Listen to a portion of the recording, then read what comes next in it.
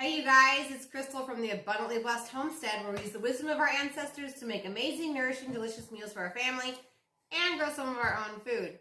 Today we're going to be making granola.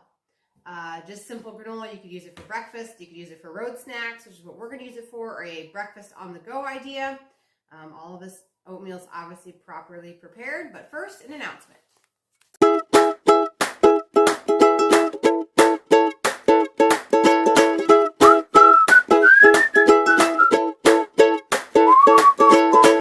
So the first ingredient you're going to need is either rolled oats, thick cut oats, or old-fashioned oats. Do not use quick oats to do this.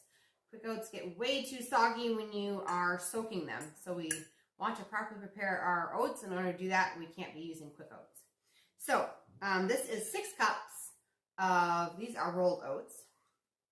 So to this, we're going to add 2 cups of milk kefir. You could also use like 1 3/4 cup milk and 3 or 4 tablespoons of whey. Another option if you're dairy intolerant, but anyway, if you were, you could also use 2 cups of filtered water and 4 tablespoons of apple cider vinegar, but I just prefer the taste of the kefir. I think it tastes really good. Then to this, we're going to add 3/4 cup of filtered water. And then 1 cup of melted butter.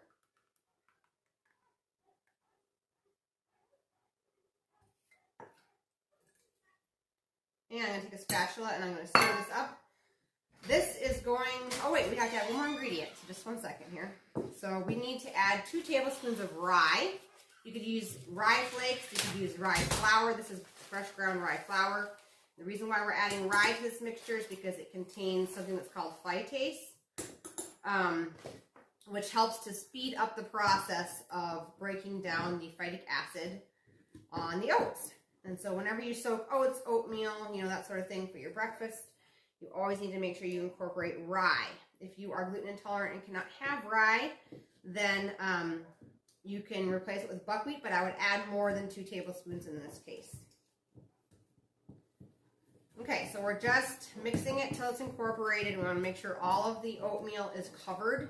It is not going to be submerged. It is not supposed to be submerged. It's just supposed to be covered in the kefir mixture. And this is going to sit on my counter at room temperature for 12 to 24 hours.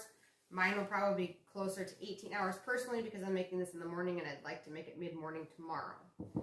So I will show you guys what this looks like. I'm going to put a lid on. And this is what it looks like on the inside. So this is just going to sit, and I'll see you guys tomorrow.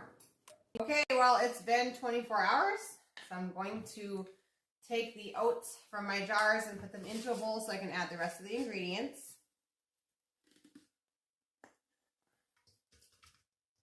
Okay, so I have all of the oat mixture into the bowl that was soaking overnight there.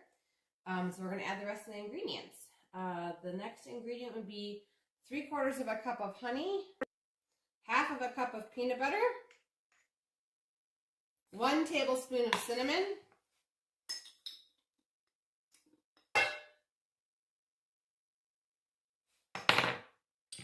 and 1 teaspoon of vanilla.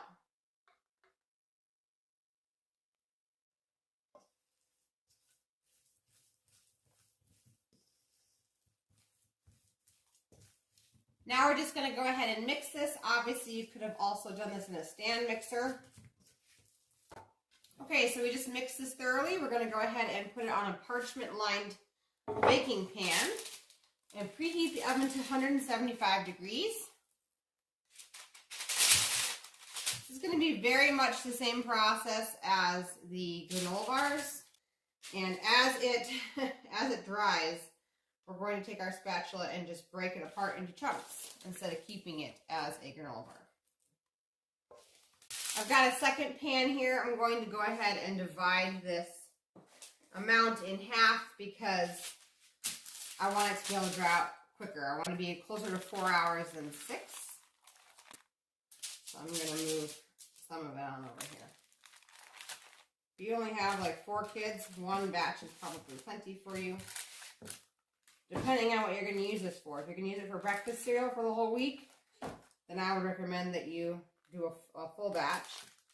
And if you have more than 2 kids, I would recommend that you make probably double the batch, like I'm doing for cereal for the whole week. Now this doesn't have to be smooth at all because they're not bars. It is a granola. Okay, so I put this inside the oven at 200 degrees. It's been about 2 hours. And just the edges here look like they're just beginning to dry on out.